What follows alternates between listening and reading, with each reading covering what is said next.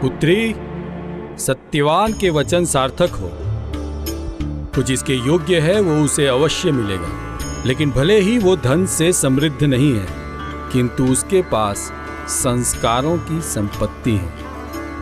इसलिए मुझे भी तुम्हारे निर्णय पर विश्वास है। मैं अभी उसके माता पिता के पास सत्यवान से तुम्हारे विवाह का प्रस्ताव भेजता हूँ।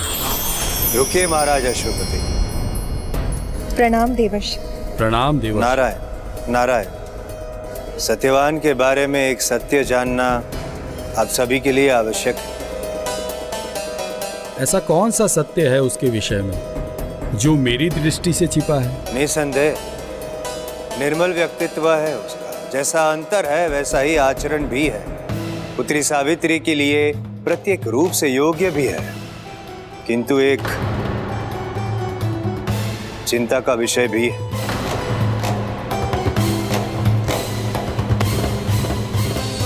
सत्य तो ये है, वो अल्पायु है। सत्यवान के पास केवल 1 वर्ष की आयु ही शेष है।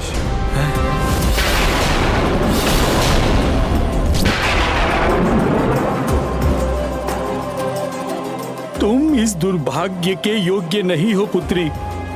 पिताश्री, व्यक्ति का भाग्य उसके कर्म निर्धारित करते हैं, और आपने भी तो ये स्वीकार किया था कि हमें जीवन में जो कुछ भी प्राप्त होता है वो हमारी योग्यता के आधार पर प्राप्त होता है। तो फिर यदि मेरे कर्म मुझे इस दुर्भाग्य के नहीं सौभाग्य के योग्य बनाते हैं, तो फिर मुझे सौभाग्य ही मिलेगा ना। मैं उन्हें 1 ही वर्ष में खोने पर विवश नहीं होंगी। किंतु पुत्री। पिताश्री, मेरा यात्रा करना, यात्रा पर उनसे भेंट करना, मेरे हृदय में उनका स्थान बनना, ये सब मेरा भाग्य ही तो है। या ईश्वर की कृपा, तो मैं व्यर्थ चिंता क्यों करूं? मैं तो बस अपना कर्म करूंगी और अपने कर्म से अपने भाग्य को अपने सौभाग्य में परिवर्तित करूंगी।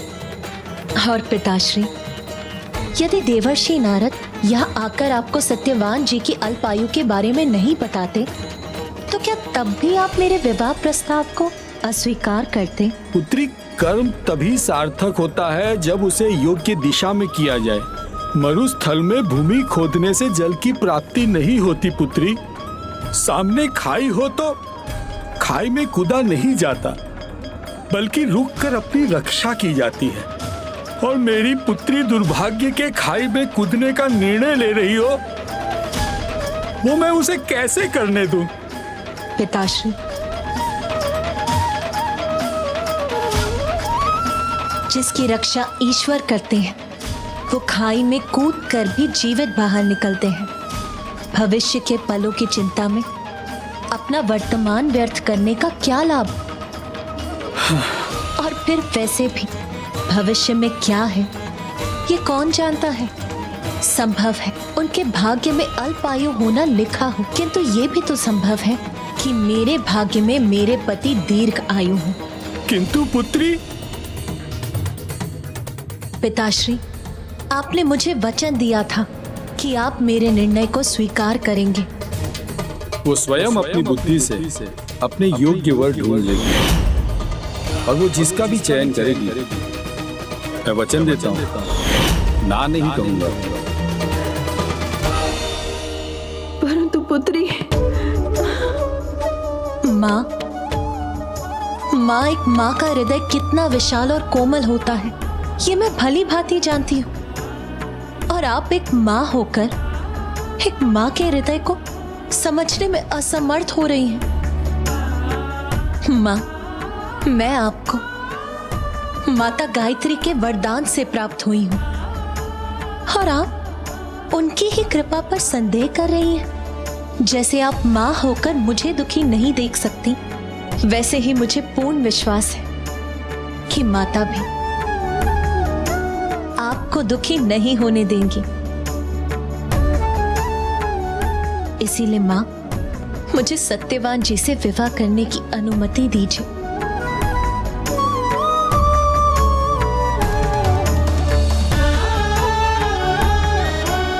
नारायण नारायण। पुत्री सावित्री का यह अटूट आत्मविश्वास अवश्य प्रभावित करने वाला है। उसका यह अटूट आत्मविश्वास विपरीत संजोगों को भी अनुकूल बना सकता है। कदाचित ये विवाह नियति की ही योजना तो नहीं?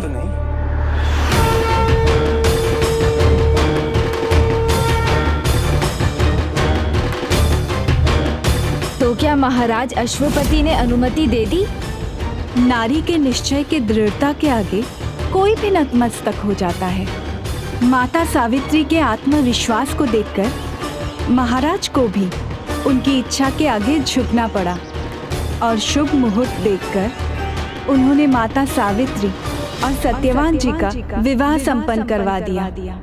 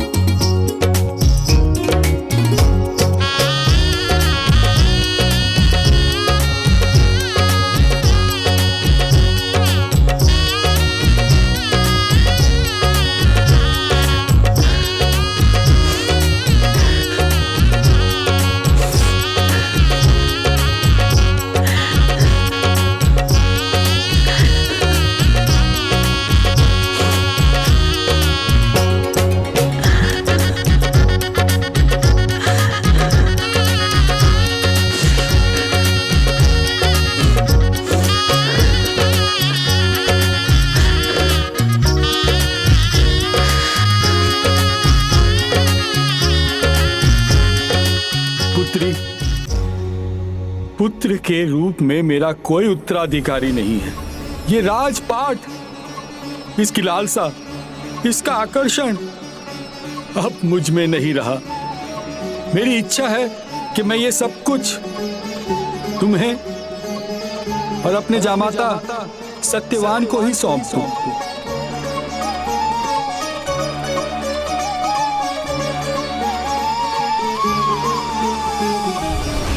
नहीं पिताश्री, आपके मन के भाव में और मेरे स्वामी भली भांति समझते हैं, किंतु आपसे ये भेंट स्वीकार करना मेरे पति और उनके परिवार के लिए अपमान होगा। मैंने उनकी वर्तमान आर्थिक स्थिति को जानकर ही उनसे ये विवाह किया है, इसीलिए अब उसी में रहना, उसे स्वीकार करना ही मेरा धर्म है पिताश्री। आप बस मुझे अपना आशीर्वाद दीजिए। हाँ महाराज अश्वपति, पुत्री सावित्री ने सदा उचित ही कहा है। जीवन के सभी धनों से अमूल्य धन तो संतोष है, और जो संतुष्ट है वो जीवन के उतार चढ़ाव में भी प्रसन्न है। उसे अभाव भी नहीं सता पाते, और जो असंतोष से ग्रसित है उसके जीवन में ऐश्वर्य और धन होते हुए भी खालीपन है।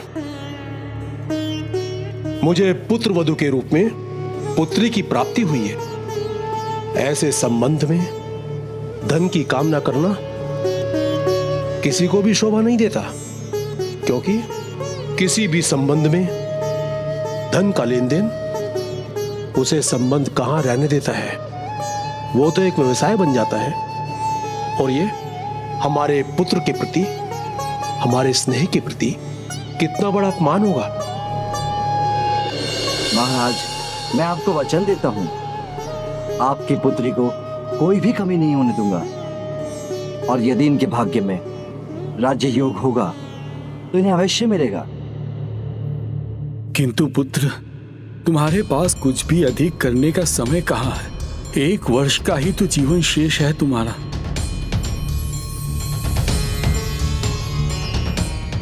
माता सावित्री की जितनी भी प्रशंसा की जाए कम है। जीवन अवधि कम होने पर भी उन्होंने सत्यवान जी से विवाह में तनिक भी संकोच नहीं किया और उनके अनुसार जीवन जीने का चुनाव कर लिया। सत्य कहा पुत्र। देवी सावित्री ने राजभवन के सुख त्याग कर कुटिया में साधारण जीवन ही नहीं अपनाया था, अपितु अपने पति के जीवन के प्रत्येक पहलू को स्वीकार कर लिया था। वो भी सत्यवान जी के माता पिता की सेवा करने लगी और उनके पति ने भी उन्हें बहुत स्नेह दिया। उन्हें कभी कोई कष्ट न हो उसका ध्यान रखने लगे।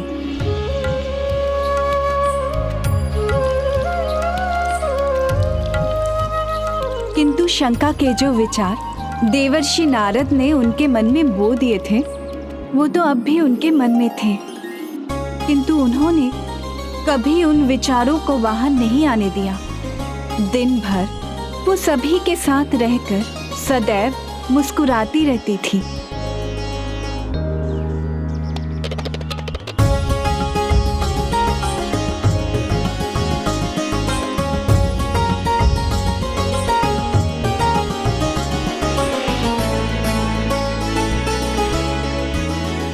पुत्री, तुम्हारे आगमन से तो ये कुटिया भी राजभवन के समान हो गई है। अब तो राजपाट की भी याद नहीं आती। दुख तो लेश मात्र नहीं रहे अब। तुमने तो पुत्री जैसे सारे दुखों को इस कुटिया से बाहर ही कर दिया है। अब तो बस एक ही इच्छा है कि मृत्यु से पहले एक बार स्वयं तुम्हें अपनी नेत्रों, अपनी दृष्टि से देख पाती। माँ, आपने अपने हृदय में मेरी जो छवि बनाई है, मान लीजिए मैं सर्वथा वैसी ही हूँ। उन्हें ज्ञात था कि उनके परिवार में सबके हृदय में क्या चल रहा था, किंतु उनके मन का उथल पुथल कदाचित किसी को ज्ञात नहीं था। भोर होने पर सभी के उठने से पहले सबसे छिपाकर ब्रह्म मुहूर्त में ही वो वट वृक्ष के पूजन कर लेती थी, जिससे परिवार में कभी किसी को कोई चिंता ना हो।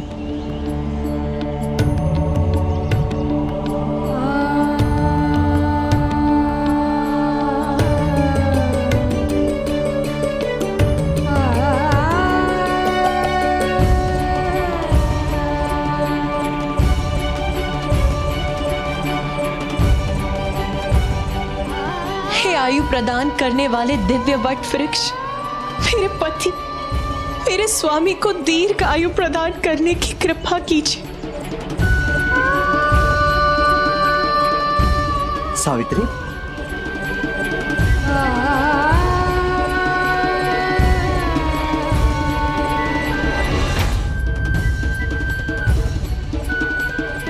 सावित्री, स्वामी,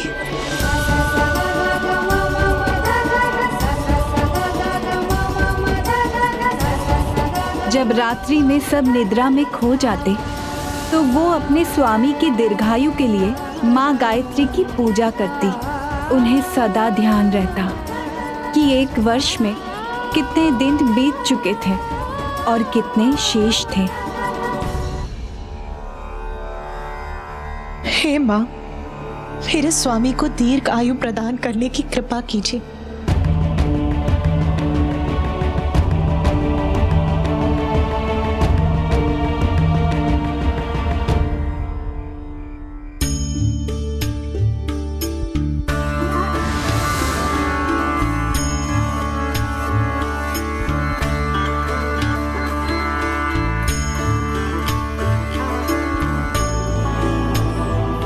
और इसी प्रकार समय बीतता चला गया। वो पूरी भक्ति और विश्वास से दिव्य वट वृक्ष और माता गायत्री की पूजा करती रही।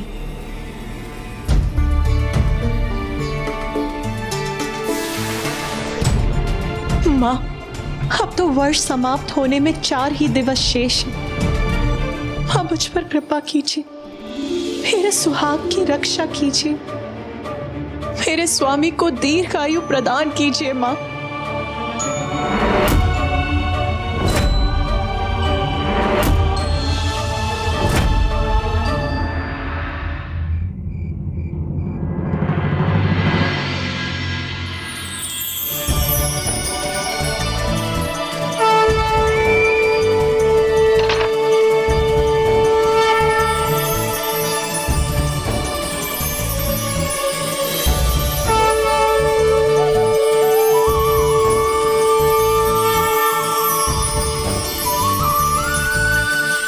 सावित्री, उठो पुत्री।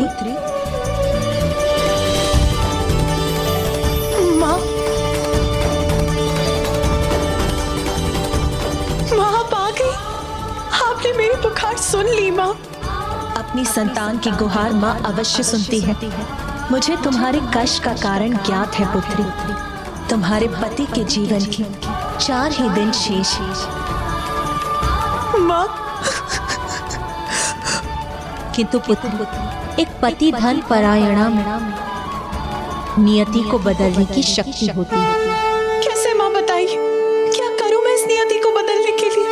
पुत्री, अगले 3 दिन जेठ माह की 13, 14 और पूर्णिमा है। अखंड व्रत के लिए सर्वोत्तम दिन है ये।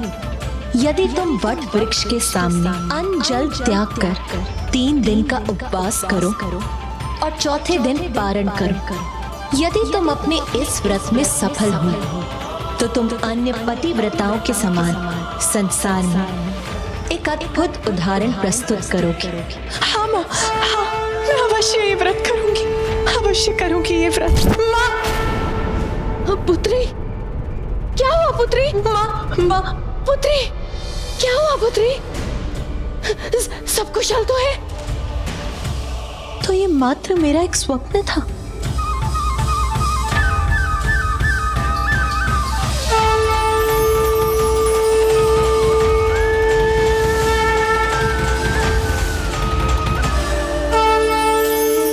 क्या हुआ पुत्री? कुछ नहीं माँ, सब कुशल है और सकुशल ही रहेगा। आइए माँ।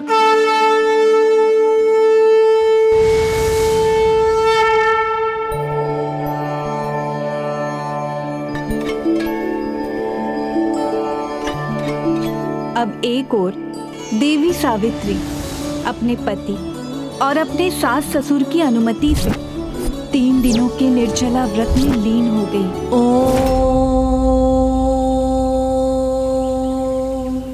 किंतु दूसरी ओर यमराज भी अपने कर्तव्य और दायित्व के प्रति सजग थे और माता के व्रत में विघ्न डालने वाले थे। हे यमदेव, मुझे आज्ञा दीजिए, मैं आज ही जाकर सत्यवान का प्राण ले लूं। मूर्ख! धर्मराज की सभा में धर्मोचित वचन ही शोभा देता है। यहाँ पर अधर्म की कोई भी बात मान्य नहीं। समय आने पर ही किसी के प्राण लिए जा सकते हैं, अन्यथा नहीं। और सत्यवान के जीवन के तो अभी भी 3 दिन शेष हैं। किंतु प्रभु, इन 4 दिनों में उनके पतिव्रता पत्नी का व्रत संपन्न हो गया तो हम ये धर्मोचित कार्य नहीं कर सकेंगे। पति धर्म परायणा।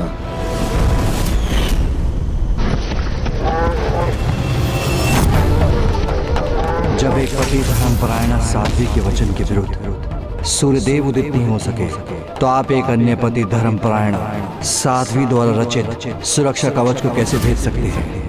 पति धर्म परायणा नारी के सामर्थ्य का ज्ञान तो मुझे पहले भी मिल चुका है। जाओ, इतनी कड़ी परीक्षा लो देवी सावित्री की कि उनका 3 दिनों का अखंड व्रत पूर्ण ना हो पाए। यही उनकी पति धर्म परायणता की परीक्षा है। इस प्रकार जो व्रत देवी सावित्री ने आरंभ किया था, उसी में बाधा डालने का निश्चय यमराज ने किया और देवी सावित्री के पास तो बस यही 3 दिन थे।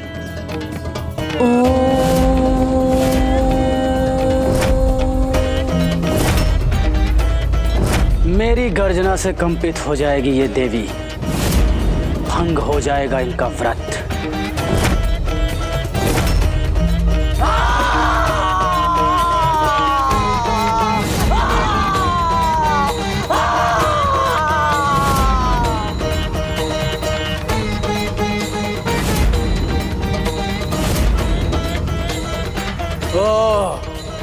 कदाचित इतनी सरलता से नहीं होगा ये कार्य, मुझे और शक्ति का प्रयोग करना होगा।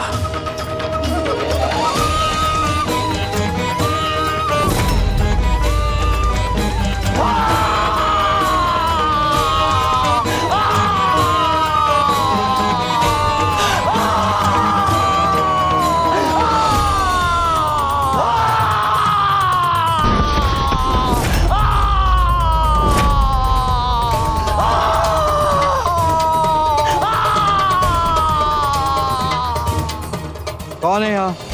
किसकी गर्जना है ये?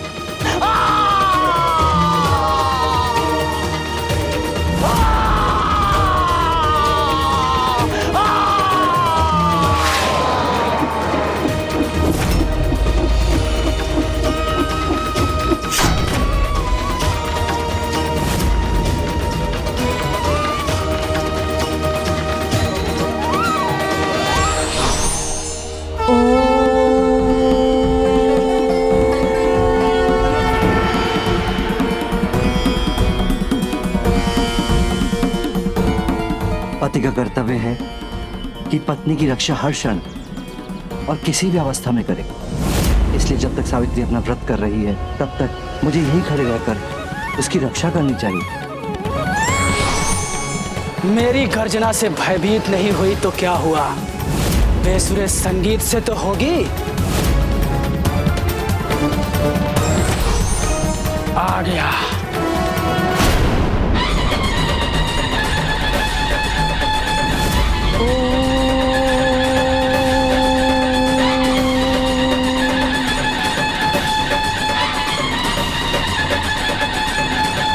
इतनी कर्कश ध्वनि कहाँ से आ रही है?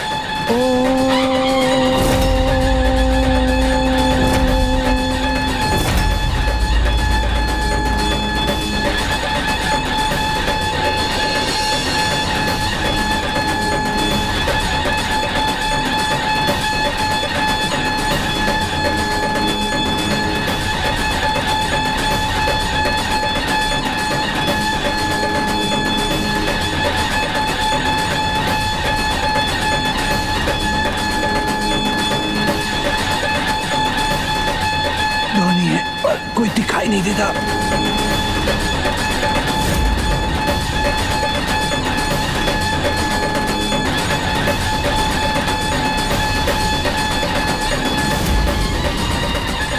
इधर सत्यवान जी यमदूत को ढूंढ रहे थे।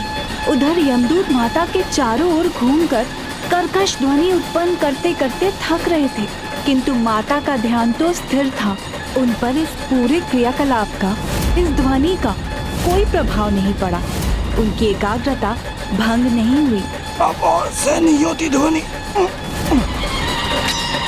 और फिर एक समय आया जब ये ध्वनि स्वयं यमदूत के लिए ही असहनीय हो गई।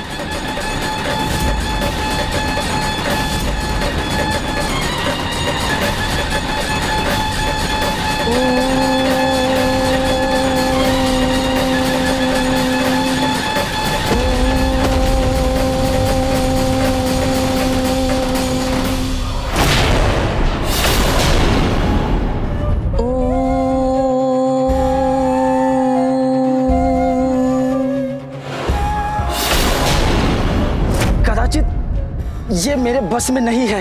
यहाँ रहा तो मेरा ही अनिष्ट होगा। मुझे यमदेव को जाके बताना होगा।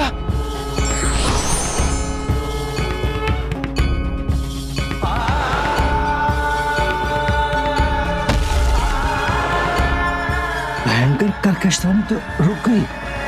या देवी सर्वभूतेषु शक्तिरूपेण संस्थिता नमस्तस्यै नमस्तस्यै नमस्तस्यै नमो नमः। ओम तो स्वयं में संपूर्ण ब्रह्मांड है।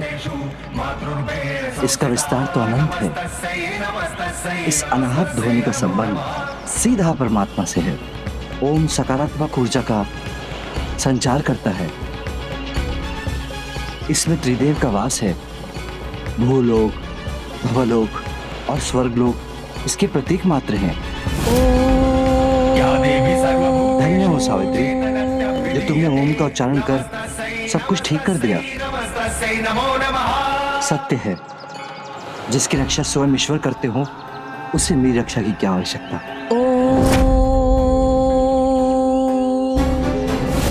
तुमने एक दिन पूर्ण व्यर्थ कर दिया। इसका दंड तो तुम्हें मिलना ही चाहिए। क्षमा प्रभु क्षमा।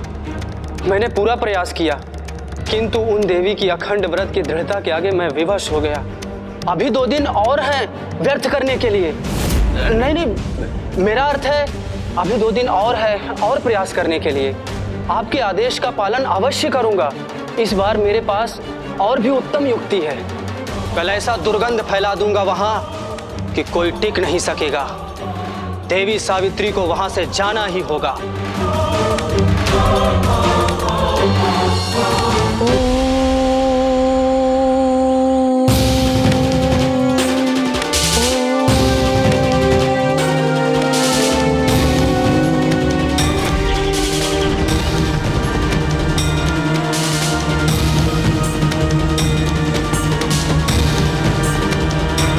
दुर्गंध मुझसे नहीं सही जा रही है, उससे भला ये कैसे सह सकेगी?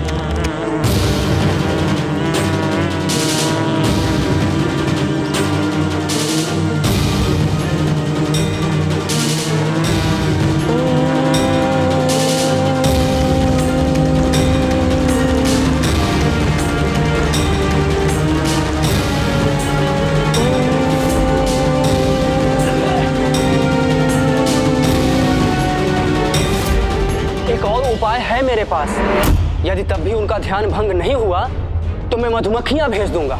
जब उनके शरीर को काटेंगी तब उनकी पीड़ा से उन देवी की एकाग्रता अवश्य भंग होगी। जाओ जाओ और अगली बार यहाँ आने से पूर्व अच्छी तरह से स्नान करके आना।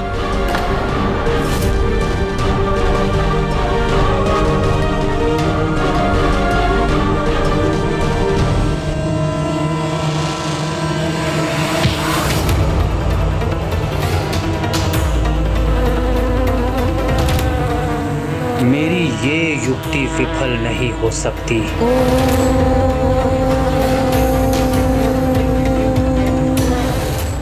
ये क्या हुआ? ये कैसा विपरीत आचरण है? इन मधुमक्खियों का उन पर चढ़ने के स्थान पर ये तो जैसे उनका चरण स्पर्श कर लौट रही हैं।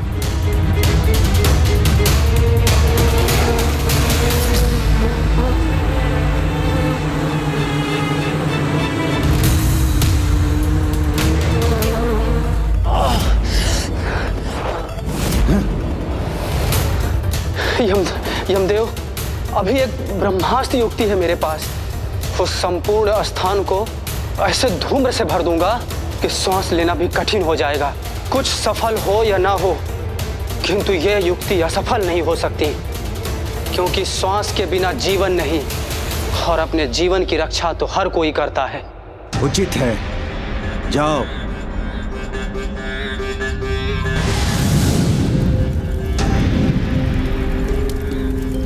धूम्र ही धूम्र होगा चारों ओर।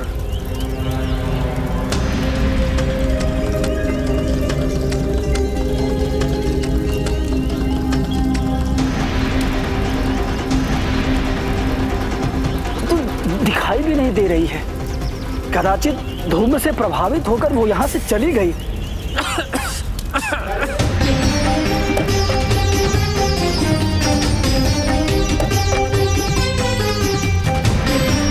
इन्हें तो अभी भी कुछ नहीं हुआ और ये घूमर मुझे ही प्रभावित कर रहा है।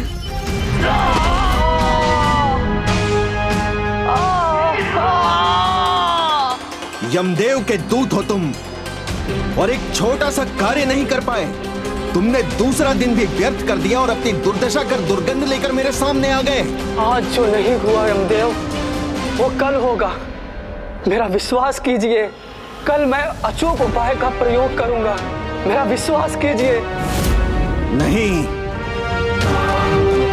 कल तुम नहीं, मैं स्वयं जाऊंगा।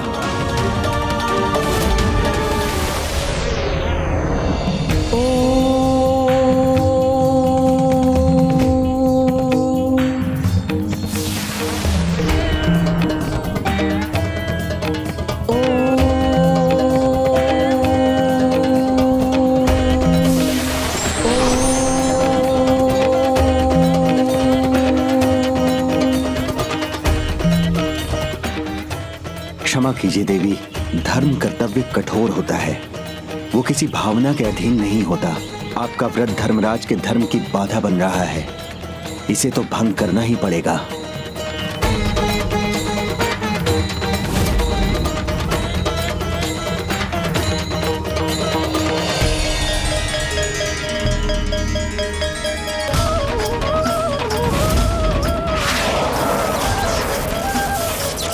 अब देवी सावित्री कदापि स्थिर नहीं रह सकेंगी।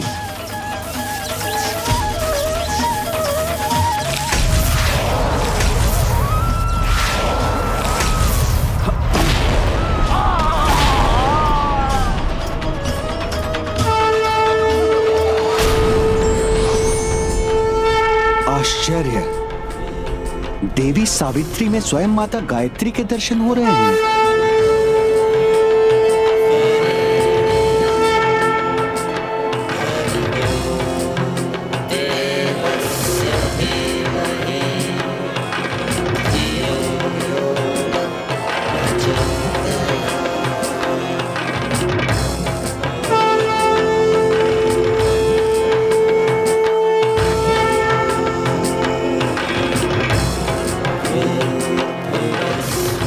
प्रभु यमदेव, कुछ कीजिए प्रभु, दिन बीता जा रहा है। अरे आप मेरी बात क्यों नहीं सुन रहे हैं प्रभु?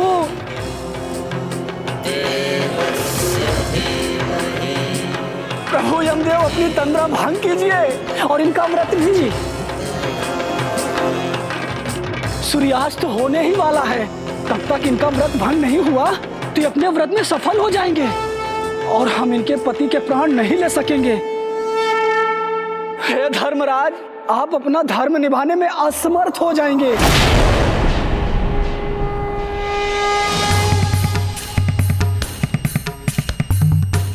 ये कैसा भ्रम हुआ था मुझे?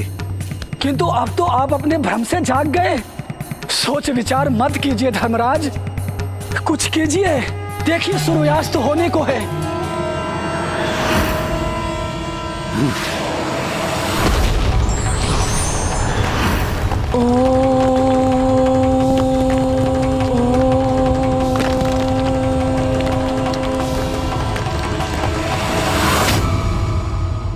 विश्वास नहीं होता, मेरा ये प्रयास विफल कैसे हो गया।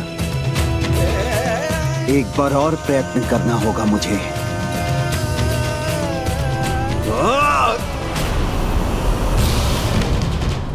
सूर्यास्त हो गया।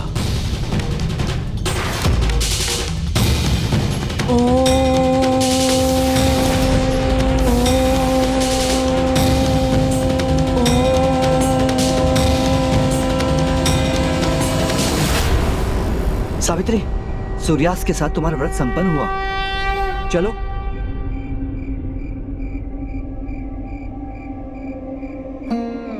स्वामी। सावित्री, सावित्री, सावित्री, तुम यहीं विश्राम करो। स्वामी। सावित्री, तुम्हें ऐसी अवस्था में देखना मेरे लिए आसान ही है। क्यों कहा मैंने तुम्हें इतना कठोर व्रत करने के लिए? स्वामी, इससे अच्छी अवस्था तो मेरी कभी भी नहीं थी। आप चिंता मत कीजिए, आप तो बस मुझे आशीर्वाद दीजिए स्वामी कि जिस कामना के साथ मैंने ये व्रत किया है वो पूर्ण हो जाए, मुझे इस व्रत का सुफल प्राप्त हो जाए स्वामी। सावित्री, मेरी शुभकामनाएं सदा तुम्हारे साथ है। ऐसी भक्ति और निष्ठा का मान तो माँ भी अवश्य रखेंगी। वो तुम्हें आशीष अवश्य देंगी। तुम्हारी सारी कामनाएं अवश्य पूरी होंगी। कोई चाहकर भी नहीं रोक सकता। तुम जो चाहोगी होगा सावित्री। अपने स्वामी के जीवन के लिए इन्होंने इतना कठोर व्रत किया और उन्हें ही ज्ञात नहीं। देवी सावित्री, मैं तो आपको आपका व्रत करने से नहीं रोक सका, किंतु ये भी सत्य है, आयु सभी की समाप्त होती है। तृष्णा एक ऐसी इच्छा है जो प्रतिदिन बढ़ती है, किंतु विधि का विधान ही है जो सदा एक समान है। और कल वही होगा जो विधि का विधान है। ये व्रत तो धर्म के पथ पर देवी सावित्री का एक छोटा सा भाग था। उनकी धर्म निष्ठा और उनके आत्मविश्वास का वास्तविक चमत्कार तो अभी होना शेष था। माँ, आपको कोटि कोटि धन्यवाद। आप ही की कृपा से मैं अपने 3 दिन का व्रत संपन्न कर सकी।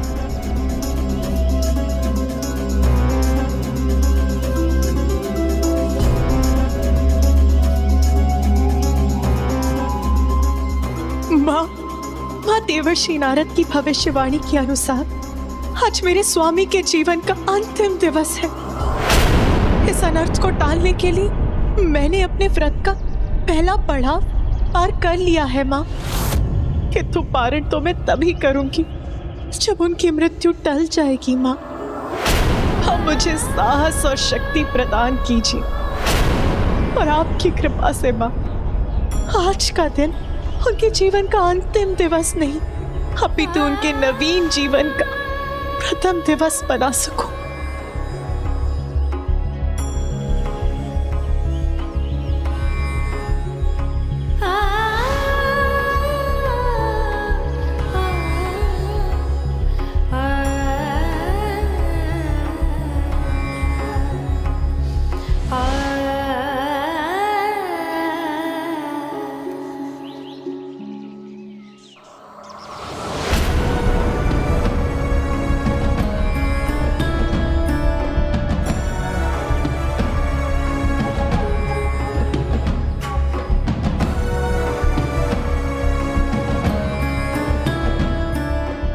सावित्री, सावित्री, देखो सावित्री, तुम्हारे व्रत के पारण के लिए मैंने कितने स्वादिष्ट व्यंजन पकाए हैं। खीर, चूरमा, पूरी, और ये सब मैं तुम्हें अपने हाथों से खिलाऊंगा। आओ, अन्यथा विलंब होगा।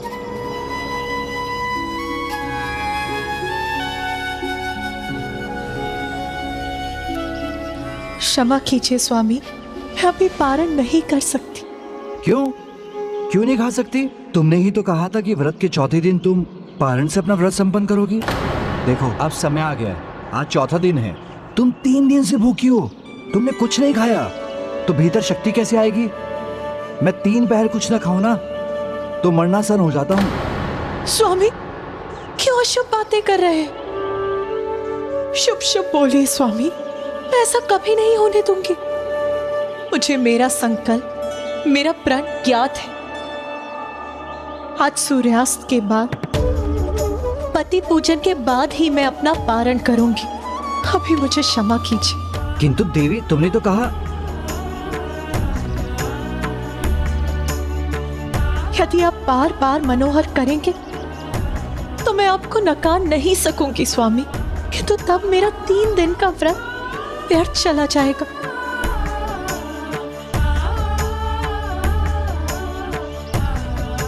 उचित है, तो फिर मैं भी नहीं जाऊंगा। सूर्यास्त तक तुम्हारे निकट ही रहूंगा। उसका क्या लाभ स्वामी? कार्य या कर्तव्य अधूरा छोड़ने से अनुष्ठान भी अधूरा रह जाता है, और कार्य का महत्व तो सबसे अधिक है। स्वामी, आप यहाँ रहने के स्थान पर मुझे अपने साथ क्यों नहीं ले जाते? स्वामी, मुझे अपने साथ ले जाइए, मुझे ले जाइए ना स्वामी। नहीं प्रिय, तुम 3 दिनों से भूखी हो, एक पांव पर खड़ी हो, इतना कठोर व्रत कर रही हो। एक अन्न का दाना नहीं, जल की बूंद नहीं, कुछ भी ग्रहण नहीं किया तुमने। देखो, मैं तुम्हें अपने साथ वन में जाने की अनुमति नहीं दूंगा। इस अवस्था में, इतनी गर्मी में मैं तुम्हें अपने साथ वन नहीं ले जा सकता। किंतु तुमने उचित कहा, परिस्थिति कोई भी हो, परिश्रम तो परम धर्म है। मुझे जाना होगा, मेरे जाने का समय हो गया है। परिस्थिति कोई भी हो, परिश्रम तो परम धर्म है। मेरे जाने का समय हो गया है। नहीं, आप ऐसा क्यों कह रहे हैं स्वामी? मैं आपको कहीं नहीं जाने दूंगी। सावित्री, सावित्री, तुम इतनी विचलित क्यों हो रही हो? मैं तो मात्र अपने दिनचर्या के अनुसार वन में जाने की बात कह रहा हूँ, और तुम तो ऐसी रो रही हो जैसे मैं संसार छोड़ के जा रहा हूँ। कितनी बार कहूँ मैं आपसे, ऐसी अशुभ बातें मत कहिए, मत करिए ऐसी अशुभ बातें। सर्वथा उचित ही कहा सत्यवान ने। उसके संसार छोड़कर जाने का समय आ गया है। स्वामी, आप क्यों बार बार जाने की बात कर रहे हैं? स्वामी, मैं आपको कहीं नहीं जाने दूंगी।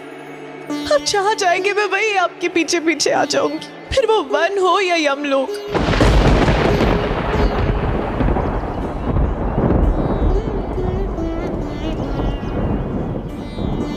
प्रिय, मुझे क्षमा कर दो। मेरे शब्दों ने आपको बहुत आहत किया। मेरा ये आशय नहीं था।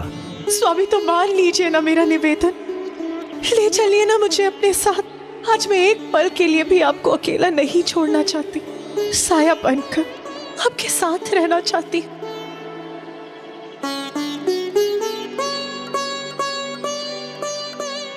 पुत्र, सावित्री की अगर इतनी प्रबल इच्छा है तो उसको अपने साथ लेकर जाओ। वैसे भी इससे पहले इसने कोई इच्छा व्यक्त नहीं की है और ना ही कहीं जाने का अनुरोध किया है। बस हमारी सेवा में लीन रहती है। पुत्र, उसकी ये इच्छा पूर्ण करो।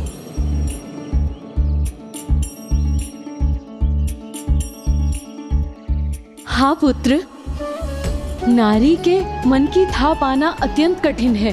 वो जो कहती है या करती है उसके पीछे कोई ना कोई बड़ा कारण अवश्य होता है। इसलिए तुम सावित्री पुत्री को भी अपने साथ ले जाओ।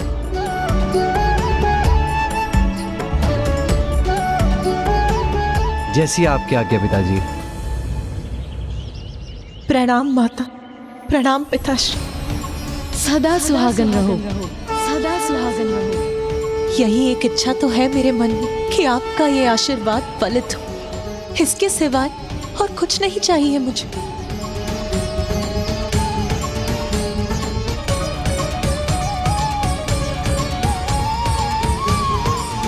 चलो।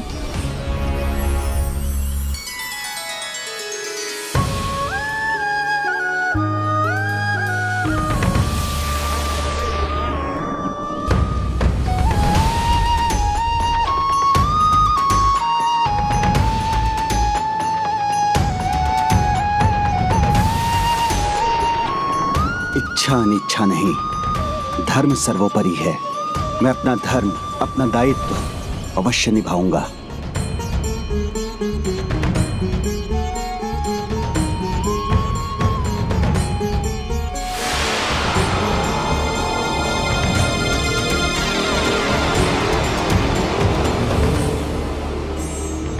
सावित्री, ये उचित स्थान है।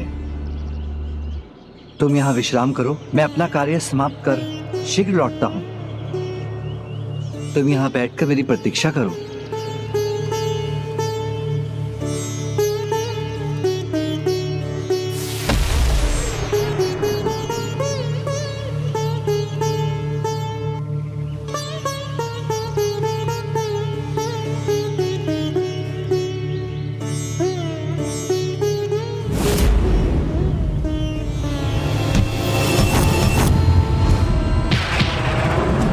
स्वामी,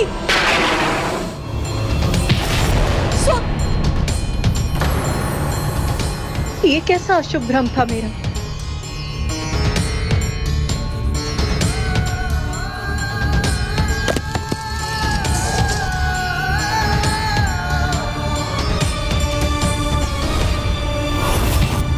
स्वामी, स्वामी,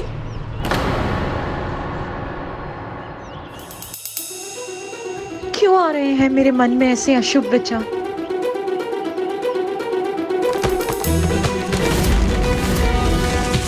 नहीं,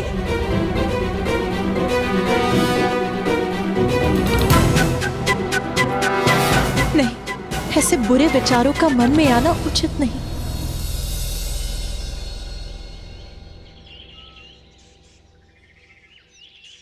जाओ, जाओ। यहाँ तो आगे कुआं, पीछे खाई है। यमदेव के आदेश का पालन तो करना ही होगा, किंतु इन देवी के निकट जाने में भी संकट है।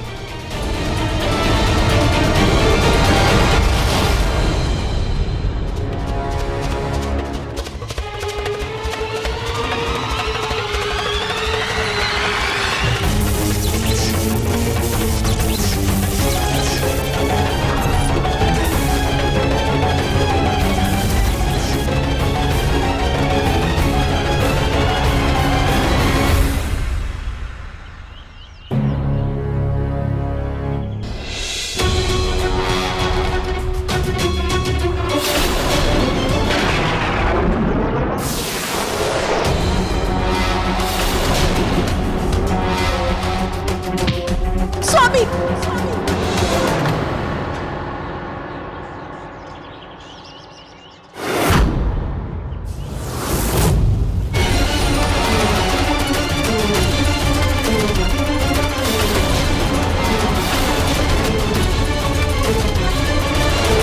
क्या हो सावित्री? स्वामी, स्वामी, आगे एक विषैला कंटक है, सावधानी से चलिए स्वामी, अभी चुप जाता आपको। सावित्री, ये कोई विषैला सर्प नहीं है, मात्र एक कांटा है। किंतु इस वन में मैं बाल्यावस्था से आता हूँ, तो इन कंटकों का आभास है मुझे। तुम चिंता मत करो सावित्री, मैं शीघ्र लौटता हूँ।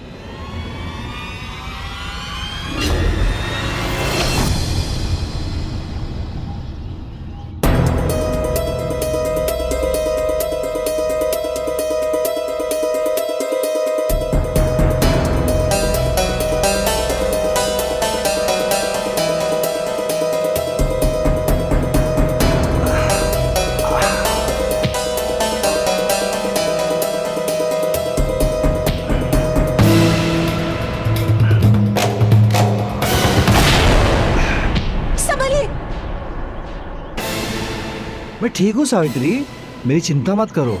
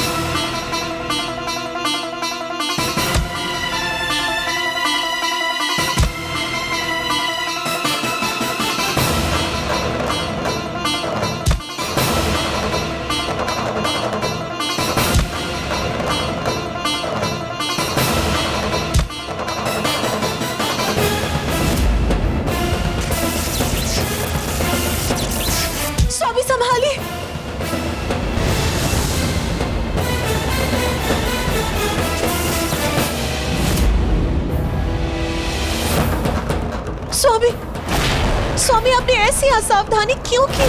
सावित्री, तुम व्यर्थ में चिंतित होती रहती हो। किंतु स्वामी, तुम्हें पता है ना मेरा कार्य ही कुछ ऐसा है। आज तक कभी कोई हानि नहीं पहुंची। लाओ, ये कुल्हाड़ी दे दो मुझे, दे दो ना। बस ये डाल काट लूं, फिर साथ में घर चलेंगे। लाओ।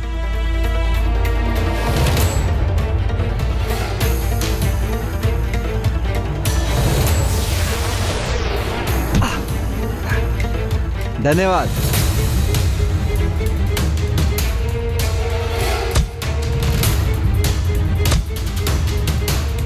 प्रभु यमदेव, जब तक देवी सावित्री सत्यवान के साथ है, उनके प्राण लेना असंभव है। तुमने उचित ही कहा। जब तक पति धर्मपरायणा नारी अपने पति के साथ है, हम उसके पति के प्राण नहीं ले सकते। देवी सावित्री को सत्यवान से दूर करना ही होगा।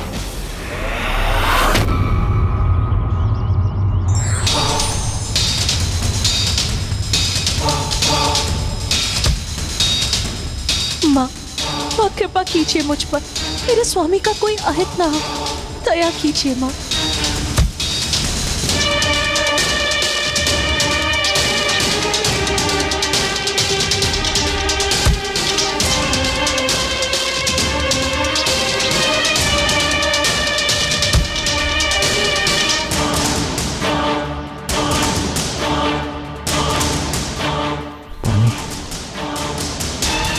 सावित्री, थोड़ा जल दो ना, प्यास लग रही है।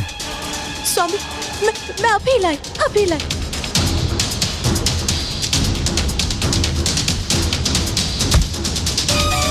यही उचित अवसर है।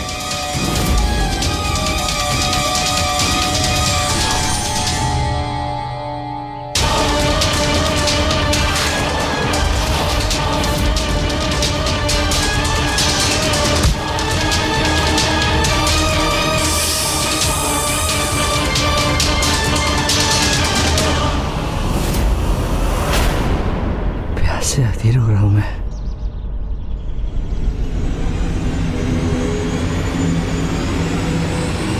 स्वामी,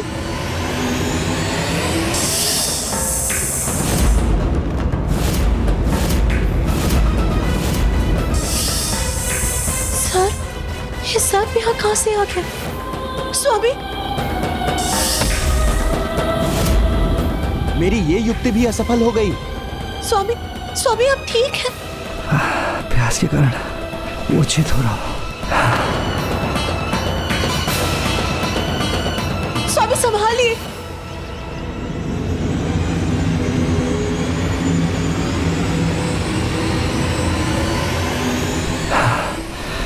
जल जल जल। स्वामी नहीं, स्वामी, स्वामी, स्वामी, स्वामी,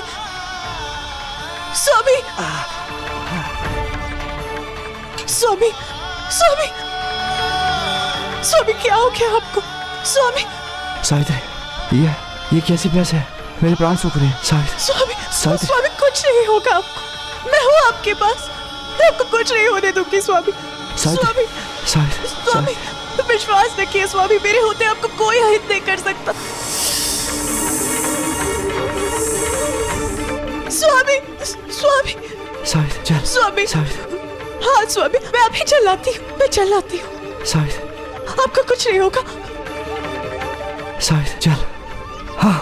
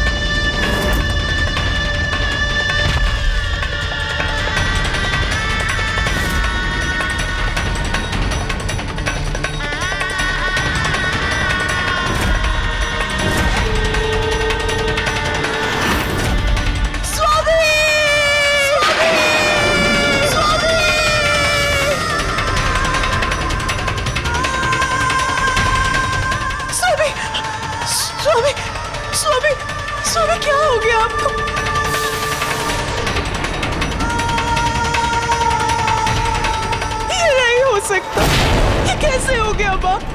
ये कैसे होने दिया आपने? स्वामी नेत्र खोलिए, स्वामी खोलिए नेत्र, स्वामी उठिए, स्वामी उठिए, उठिए स्वामी, स्वामी। मुझे क्षमा करना देवी, आपके अद्भुत पति धर्म परायणता का साक्षी बनने पर भी मुझे अपना कर्तव्य तो निभाना ही था।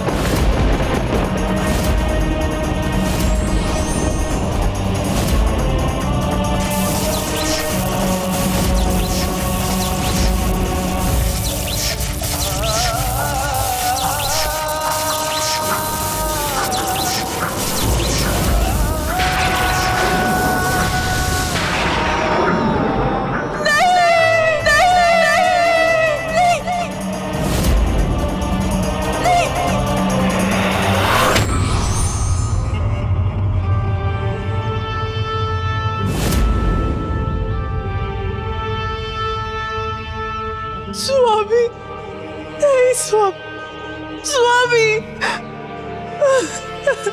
ये कैसे हो गया स्वामी? मैं तो यही थी। और आपके प्राण कैसे चले गए?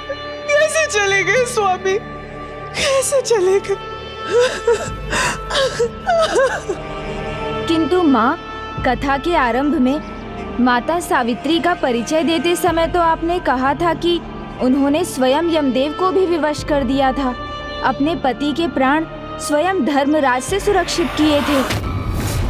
हाँ पुत्र, उन्होंने वैसा ही किया जैसा मैंने कहा था।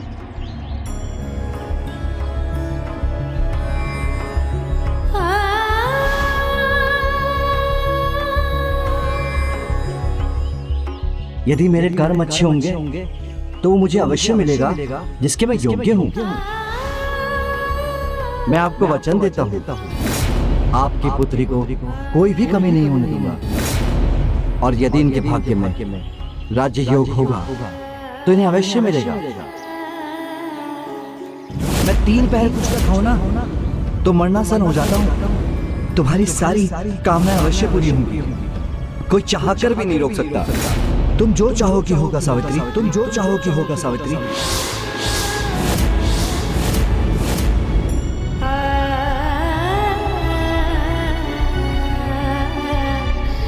आप जहाँ जाएंगे मैं वही आपके पीछे पीछे आ जाऊंगी।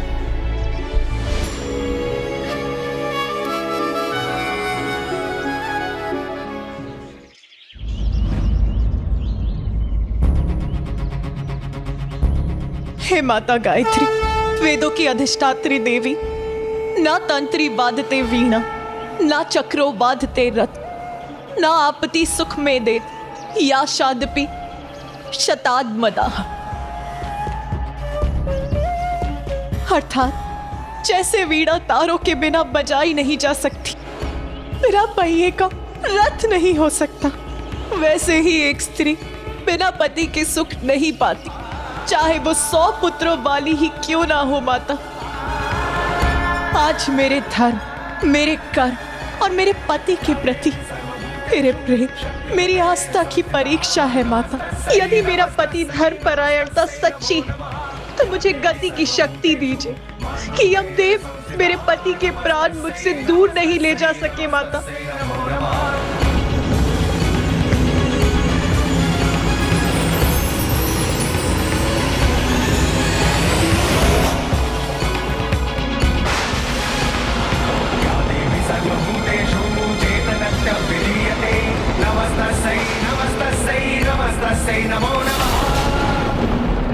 कुछ तो है जो उचित नहीं है।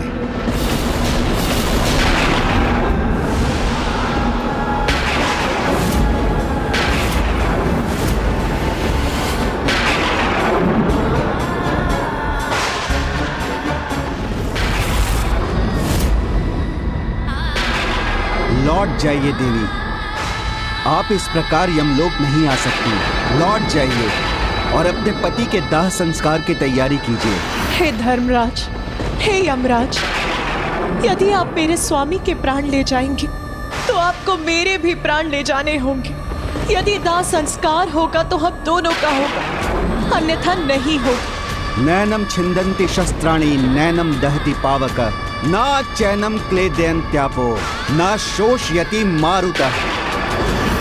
अर्थात आत्मा तो अजर अमर है, ना इसे शस्त्र काट सकते हैं, ना अग्नि जला सकती है, ना ही जल इसे गला सकता है, ना ही वायु इसे सुखा सकती है। तो पुत्री, तुम मात्र नश्वर देह के लिए व्यर्थ विलाप कर रही हो।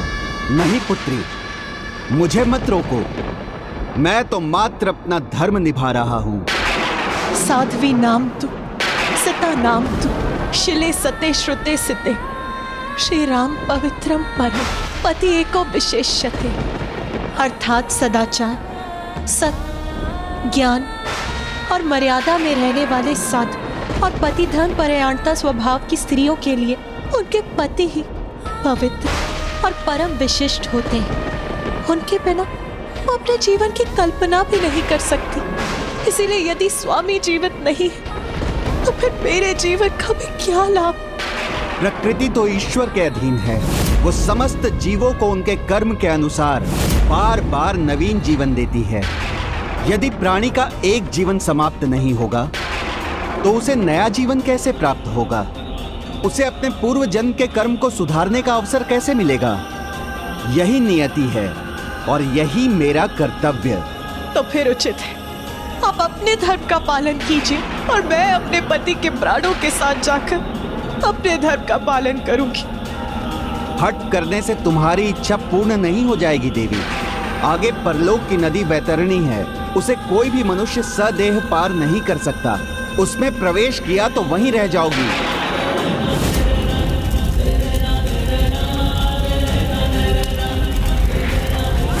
इसीलिए लौट जाओ, अन्यथा न पति के प्राण के साथ जा सकोगी और ना ही उसका अंतिम संस्कार करने लौट सकोगी। ये तो यमराज ने उचित ही कहा है माँ।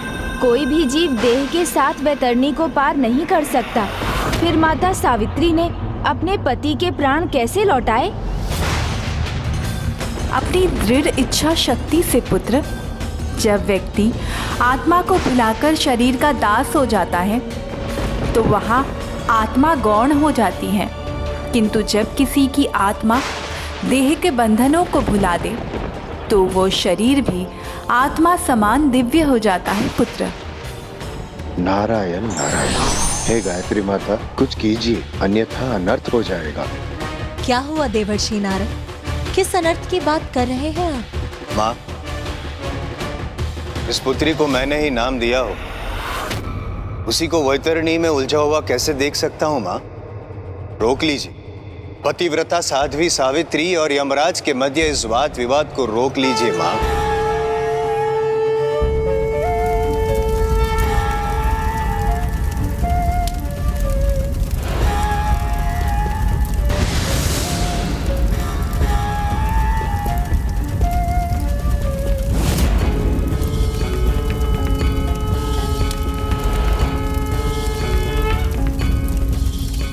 माँ, पुत्री वैतरणी में जा रही है, रोक लीजिए माँ, अनर्थ हो जाएगा माँ। किसी को रोकने की कोई आवश्यकता नहीं है देवर्षि। किंतु माँ, पुत्री सावित्री वैतरणी कैसे पार करेगी? ये संभव नहीं है, ना ही ये विधि का विधान है।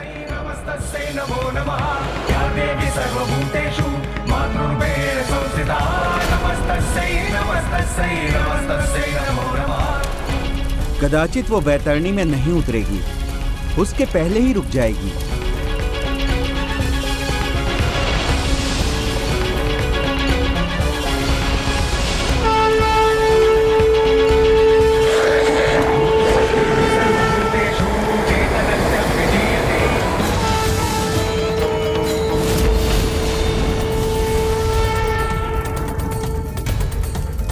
ये क्या देख रहा हूं मैं? स्वयं माता कामधेनु देवी सावित्री को वैतरणी पार करवा रही हैं।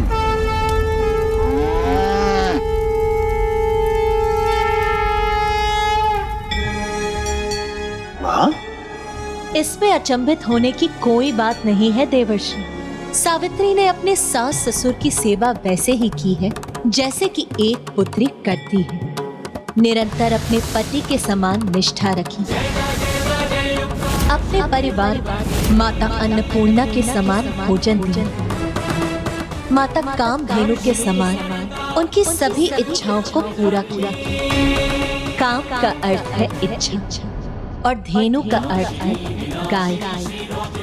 सृष्टि के 14 रत्नों में से एक माता कामधेनु अपनी दिव्य शक्ति के कारण किसी की भी इच्छा को पूर्ण करने की क्षमता रखती है।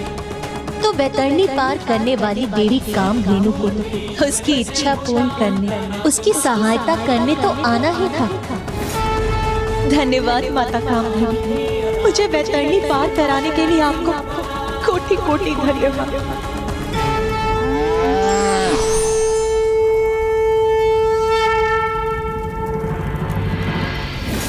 पुत्री सावित्री, तुम्हारा आत्मबल, तुम्हारे पुण्य कर्म से मात्र मैं ही नहीं सभी दिव्य शक्तियां प्रभावित हैं। तभी माता कामधेनु ने तुम्हें वैतरणी पार लगाया है।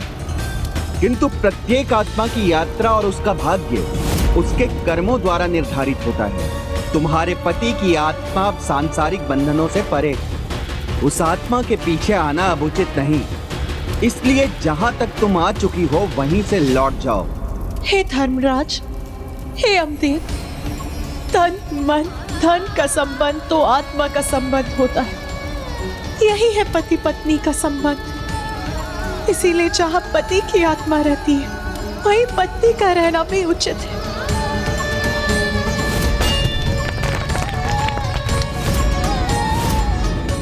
तुम्हारा प्रेम अनुपम है। सत्यवान का जीवन ना सही, इसकी कोई अन्य इच्छा तो पूर्ण कर ही सकता हूँ।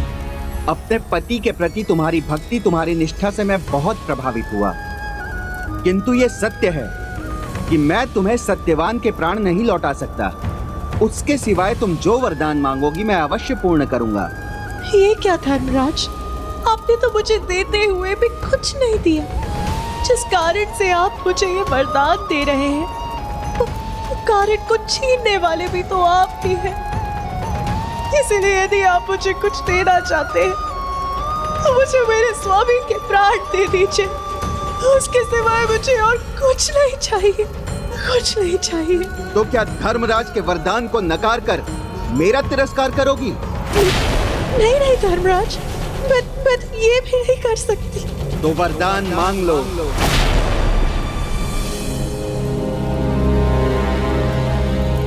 अब तो बस एक ही इच्छा है कि मृत्यु से पहले एक बार स्वयं तुम्हें अपनी नेत्रों, अपनी दृष्टि से देख पाती। उचित है यमदेव, मुझे स्वयं के लिए कुछ नहीं चाहिए, किंतु यदि आप मुझे कुछ देना चाहते हैं तो फिर मेरे सास ससुर की दृष्टि लौटा दीजिए। मुझे ये वरदान देने की कृपा कीजिए धर्मराज। स्वामी, स्वामी, स्वामी, पुत्र सत्यवान और पुत्री सावित्री अभी तक नहीं लौटे स्वामी। उनको आने में इतना विलंब कैसे हो गया? वो अभी तक लौट के क्यों नहीं आए? तुम चिंता मत करो, मैं उन्हें अभी ढूंढ कर आता हूँ। पर बिना नेत्रों के आप उन्हें कैसे ढूंढेंगे? और यदि जाना ही चाहते हैं तो मुझे भी साथ ले चलिए, हम एक दूसरे का सहारा बनेंगे।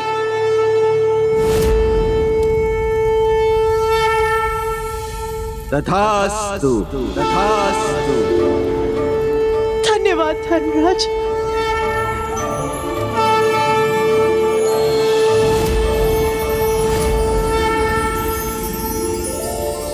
ओम देवी कात्यायने नमः। चंद्रहासोज्ज्वलकरा शार्दूलवरवाहन कात्यायनी शुभं दद्या देवी दानवघातिनी।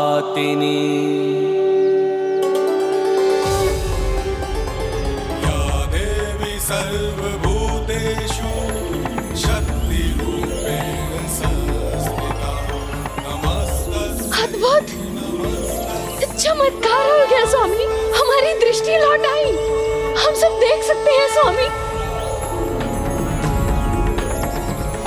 हे प्रभु, हम दोनों के नेत्र ठीक हो गए हैं, हम देख सकते हैं। हाँ स्वामी, ये प्रभु की असीम कृपा ही तो है कि हमें पुत्री सावित्री जैसी पुत्रवधू प्राप्त हुई है। अवश्य ही हमारा ये दुख उसी के कारण सुख में बदल गया है। ये बहुत ही शुभ संकेत है, कुछ मंगल होने वाला है। हमारे नेत्र का लौट आना, ऐसे में तो हमारे परिवार को साथ होना चाहिए था। ये दोनों कहाँ हैं?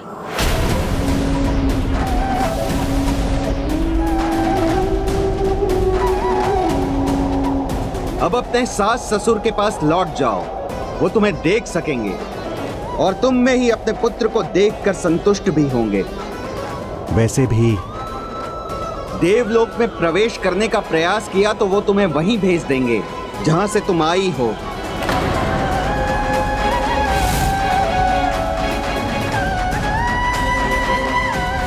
नहीं नहीं, ये मेरे साथ कदापि नहीं हो सकता। यदि देवलोक में सच्चाई है, यदि देवलोक के देवता मेरे पति धर्म की सच्चाई को देख सकते हैं, तो फिर वो मुझे उचित मार्गदर्शन अवश्य दिखाएंगे, अवश्य दिखाएंगे।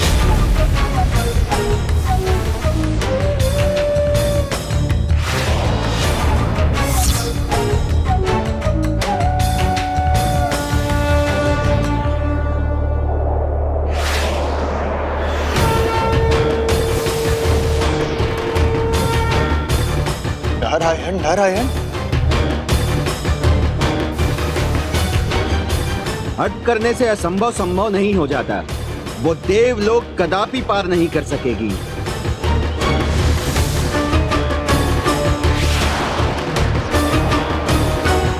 ये कैसी ध्वनि है?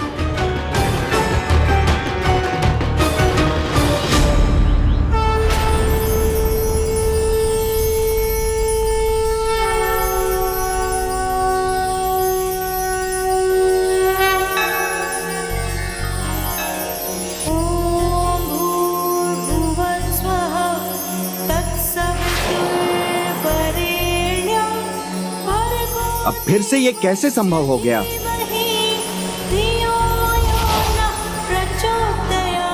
नारायण नारायण।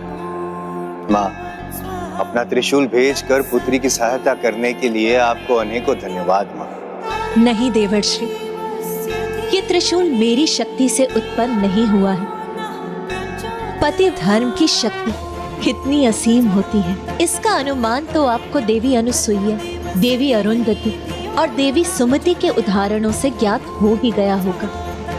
ये वही असीम शक्ति है जो किसी भी देवता, यहाँ तक कि त्रिदेवों की शक्ति से भी अधिक है। ये स्वयं सावित्री के पति धर्म की ही शक्ति है जो वहां त्रिशूल बनकर प्रकट हुई। तो फिर उसे भला देवलोक को पार करने से कौन रोक सकता था? नारायण नारायण। देवी, आपके निश्चय की दृढ़ता सराहनीय है, किंतु आपकी इस यात्रा का परिणाम आपकी सफलता नहीं होगी। यमदेव, परिणाम की चिंता तो वो करते हैं जो कर्म से अधिक उसके फल के बारे में सोचते हैं। वर्तमान के प्रयासों से अधिक भविष्य के सुख के बारे में सोचते हैं। और कर्म करते समय साहस का त्याग नहीं करना चाहिए। और जिसके सत्पुरुष स्वयं आप हो तो उसका साहस तो और बढ़ जाता है। तुम्हारे इस सरल सहज ज्ञान से मैं बहुत प्रभावित हूँ पुत्री, किंतु ज्ञात रहे, ये कर्म जो तुम कर रही हो उसका परिणाम तुम्हारी असफलता ही नहीं अपितु संकट भरा भी है। इसीलिए मैं तुम्हें अभी भी कह रहा हूँ, और आगे बढ़ने का प्रयत्न मत करो। लौट जाओ अपने स्थान पर।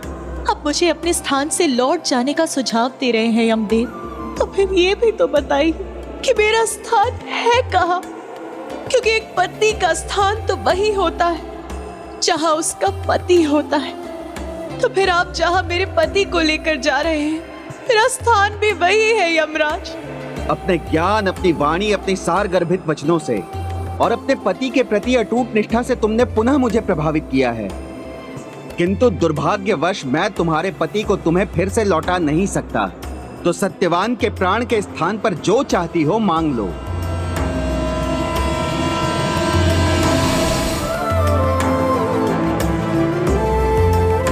मुझे पुत्र वधु के रूप में पुत्री की प्राप्ति हुई है। ऐसे संबंध में धन की कामना करना किसी को भी शोभा नहीं देता। हे धर्मराज, अब जब मैं और मेरे स्वामी हम दोनों ही अपने वृद्ध माता पिता के साथ नहीं हैं, तो फिर मेरी इच्छा है कि उनकी देखभाल वैसे ही हो जिसके वो योग्य हैं। यदि आप वरदान देने के इच्छुक हैं तो दया कीजिए और उनका राजपाट लौटा दीजिए।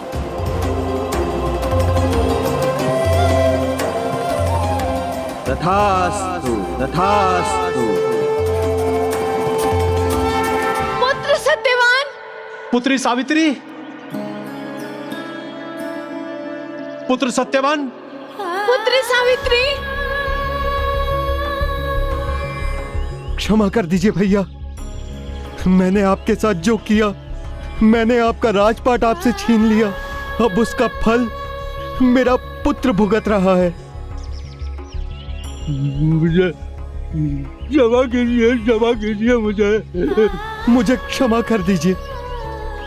मैं अपनी भूल सुधारना चाहता हूँ, मैं प्रायश्चित करना चाहता हूँ। भैया, आप पुनः राजपाट संभाल लीजिए और मुझे आपकी सेवा की अनुमति दीजिए। ये अवश्य ही हमारी पुत्र वधु के सुकर्मों का फल है, किंतु वो है कहाँ? पुत्री सावित्री, मैं तुम्हें और कुछ नहीं दे सकूंगा और तुम्हें निराश होता हुआ देख मुझे भी दुख होगा।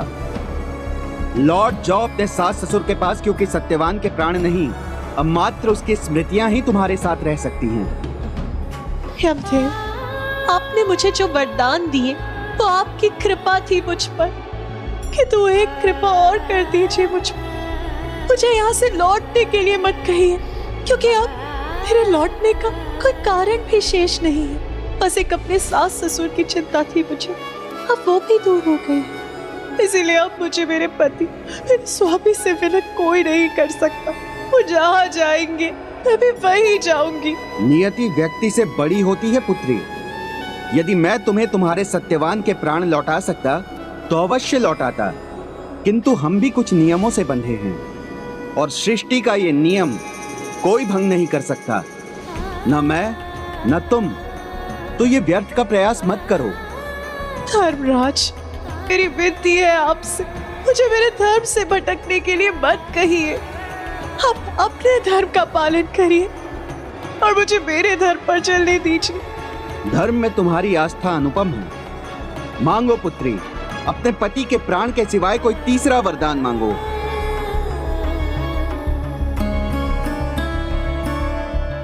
पुत्र के रूप में मेरा कोई उत्तराधिकारी नहीं है। ये राजपाट, इसकी लालसा, इसका आकर्षण अब मुझ में नहीं रहा। हे यमराज, मेरे पिता को भी बस एक ही दुख है कि उनका कोई पुत्र नहीं। तो मुझे ये वरदान दीजिए कि मेरे माता पिता को एक प्रतापी पुत्र हो, उन्हें एक पुत्र की प्राप्ति हो जो उनका वंश आगे बढ़ा सके। तथास्तु, तथास्तु।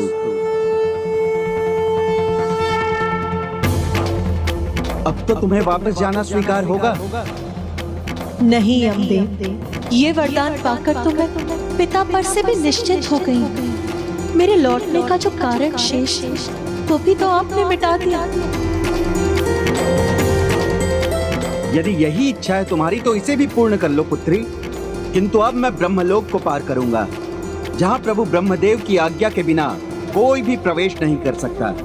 इसीलिए अब आगे से मुझे तुम्हारी चिंता करने की कोई आवश्यकता नहीं है, क्योंकि तुम कितने भी प्रयास कर लो, तनिक भी आगे नहीं बढ़ सकोगी।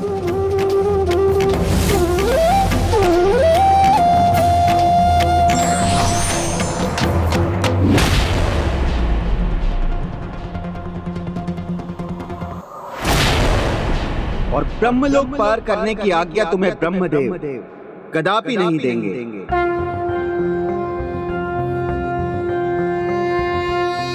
ओम ब्रह्मदेवाय नमः। निरामया सर्वे भद्राणि पश्यन्तु मा कश्चित् दुःखभाग् भवेत्।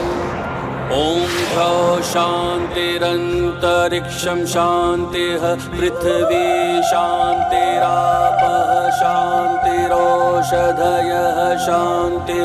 ओम शान्तिः शान्तिः। मेरा विश्वास सत्य सिद्ध हुआ, वो आगे नहीं आ सकती, ब्रह्मलोक पार नहीं कर सकी, तो अब मैं चिंता रहित यमलोक की ओर बढ़ सकता हूँ।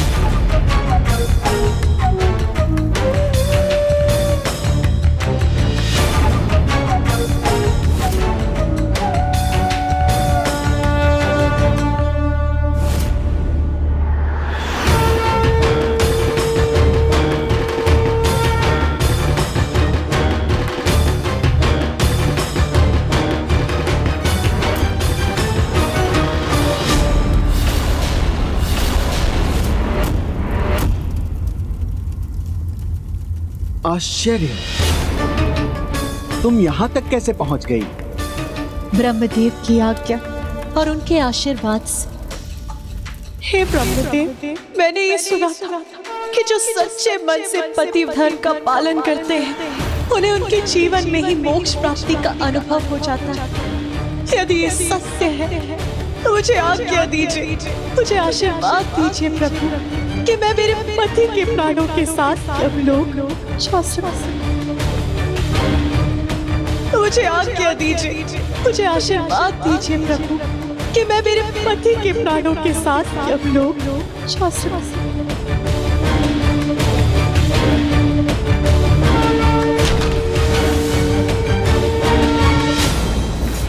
पुत्री सावित्री का व्रत किसी अखंड तप के समान था और उसका पति प्रेम, पतिव्रत धर्म भी अद्भुत है। इसीलिए वो अपने ही जीवन में मोक्ष की अधिकारी है और जिसे ये अधिकार हो उसके लिए ब्रह्मलोक के द्वार खोलना और उसे पार करना कहाँ कठिन है।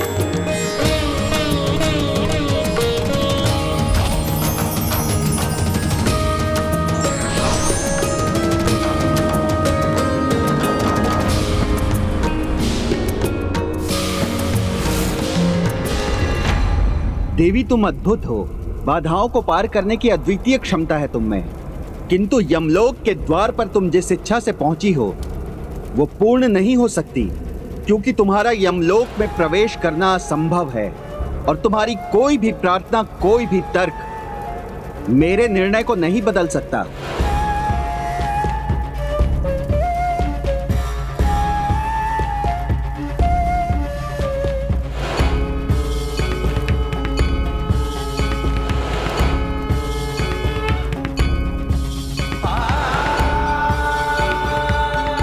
इसलिए अब तुम लौट जाओ, क्योंकि तुम्हारे यहाँ खड़े रहने का कोई लाभ नहीं है। नहीं यमदेव, मैं नहीं जाऊंगी।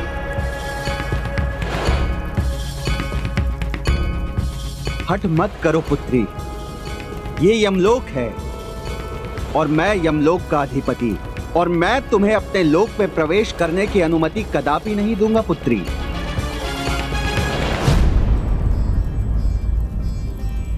पुत्री, आपने मुझे पुत्री कहकर पुकारा तो फिर आप मेरे धर्म पिता हुए, और कोई भी पिता अपनी पुत्री को किसी भी अवस्था में अपनी पुत्री को अपने निवास पर आने से नहीं रोक सकते।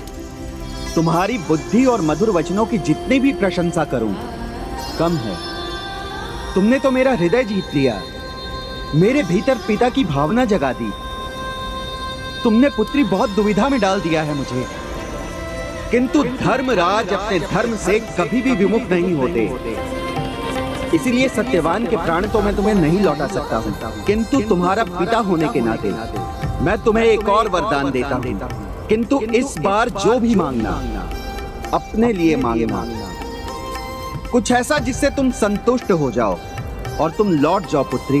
मैं आपको वचन देती हूँ, यदि मैं आपसे अपना मन चाहा वरदान पा लूंगी तो मैं अभी यहाँ से लौट जाऊंगी। तो अवश्य मांग लो, अपने पति के प्राण छोड़कर कुछ भी मांग लो। उचित है धर्म पिता, तो फिर आप अपनी इस पुत्री को आशीर्वाद दीजिए कि बल और पराक्रम से परिपूर्ण मेरे 100 कुलदीपक पुत्र, मेरे 100 कुलदीपक पुत्र। तथास्तु, तथास्तु, तथास्तु।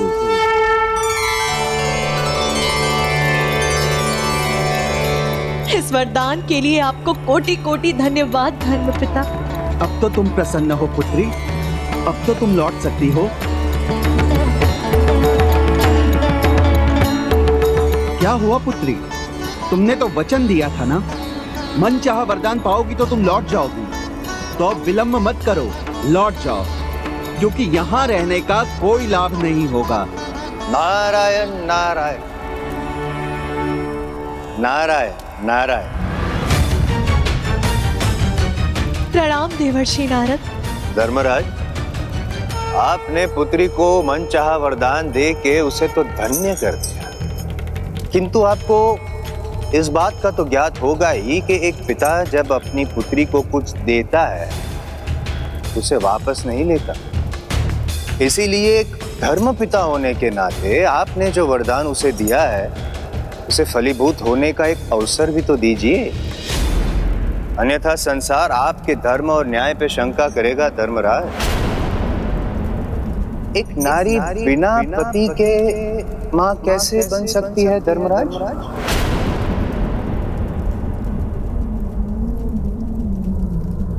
बल और पराक्रम से परिपूर्ण मेरे 100 कुलदीपक पुत्र हो।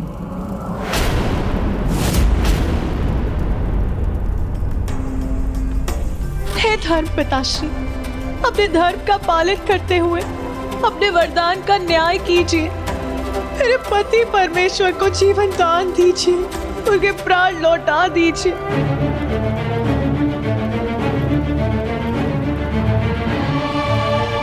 पुत्री सावित्री, आज तुमने सिद्ध कर दिया कि धर्म के प्रति निष्ठा और कर्तव्य परायणता शक्ति ही नहीं अतुलित ज्ञान भी प्रदान करता है, जो धर्मराज को भी धर्म का अर्थ समझाने में समर्थ होता है।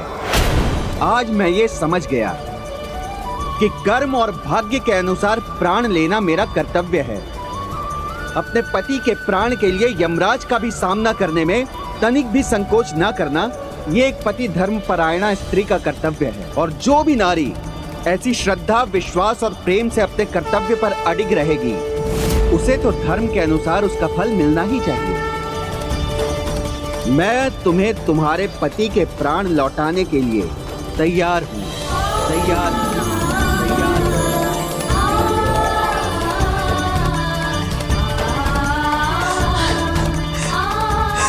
धन्यवाद धर्मराज, धन्यवाद। इतना ही नहीं, आज से जो भी नारी आपकी कथा सुनकर ज्येष्ठ मास की अमावस्या का व्रत करेगी, उसके पति के भाग्य में यदि अकाल मृत्यु भी होगी तो भी वो टल जाएगी। और इस व्रत का नाम होगा वट सावित्री व्रत, वट सावित्री व्रत।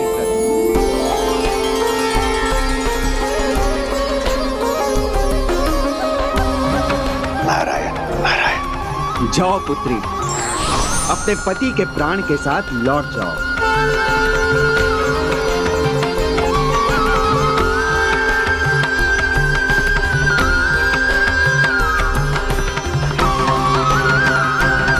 कल्याण कल्याण कल्याण।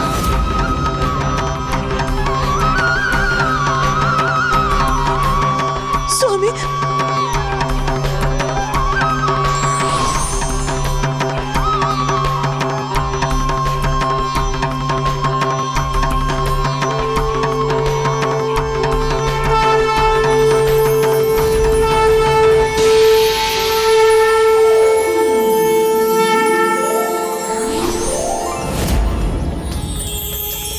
स्वामी, स्वामी, स्वामी, सावित्री, स्वामी, सावित्री, क्या मैं निद्रा में लीन हो गया था? सावित्री, सावित्री, स्वामी, स्वामी, पुत्र,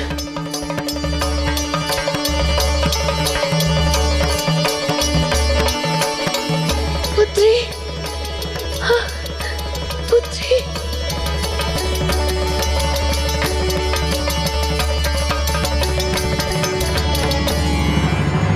पुत्री, ये सब तुम्हारे कारण ही संभव हो सका है। सावित्री, तुमने मेरी रक्षा नहीं, अपितु मेरे पूरे परिवार का उद्धार किया है। धन्य है ऐसी पत्नी।